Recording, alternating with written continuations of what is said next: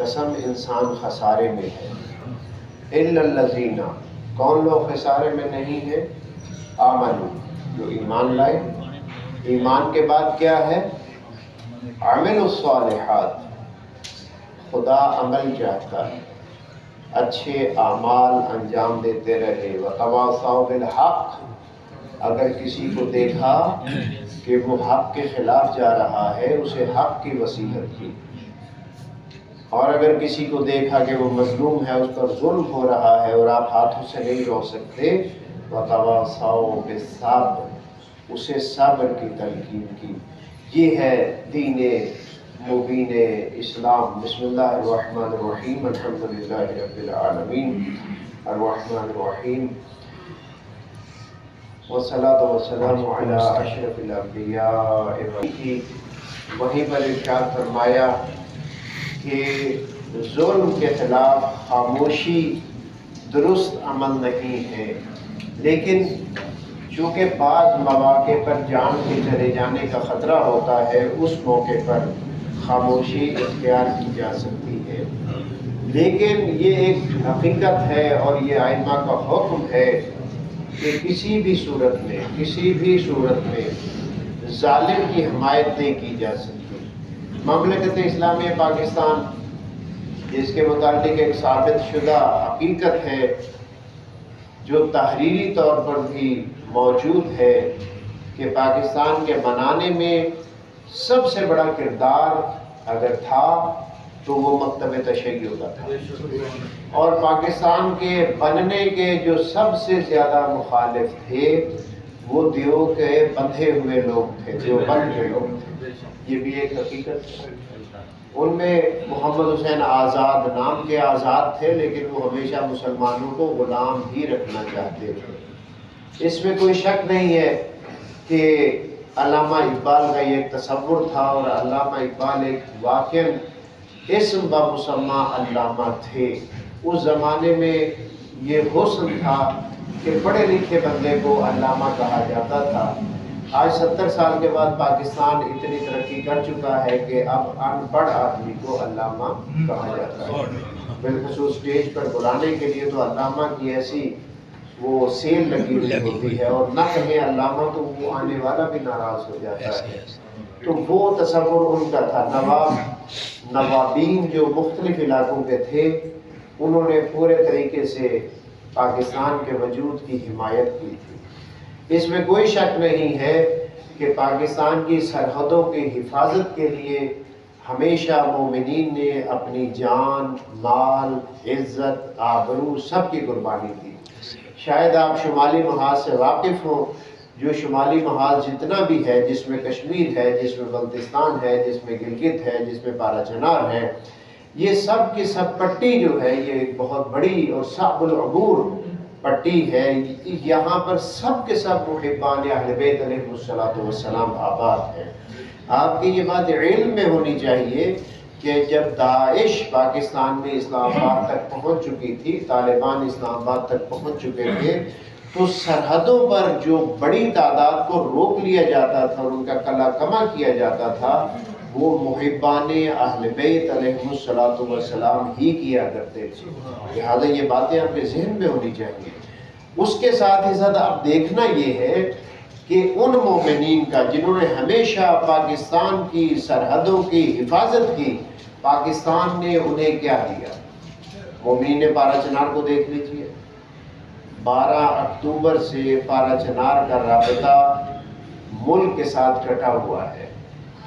مومنین پارا چنار پشاور تک، اسلام آباد تک نہیں آ سکتے، مانسیرا تک یا دوسرے علاقے جہانگو تک نہیں آ سکتے۔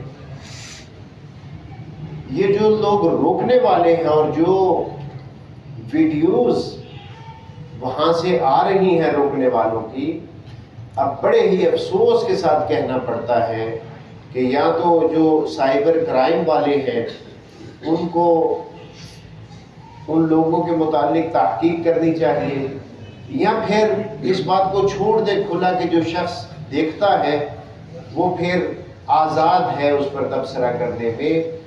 دیکھتے ہم کیا ہے کہ پاکستان کی آرمی کی مقدس وردی میں شریک لوگ وہی ہیں جو راستہ روک رہے ہیں، وہی ہیں جو داعشی بدماشوں کو وہاں پر مستقر کر رہے ہیں، وہی ہیں جن کی اجازت سے یہ پاکستان کا دشمن طبقہ آنے والوں کی تلاشی لیتا ہے، اور اگر کوئی مومن مل جائے تو اسے شہید کر دیا جاتا ہے۔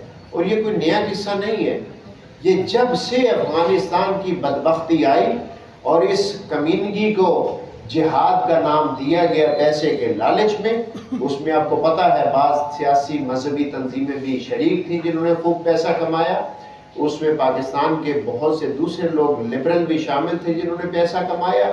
یہ ان کی کمیونگی کا نتیجہ ہے کہ آج پاکستان اس نہج پر ہے کہ وہ جب چاہتے ہیں جہاں چاہتے ہیں وہاں حملہ آور ہو جاتے ہیں، اور ان کے بس میں نہیں ہے ان کو روکنا۔ کیوں؟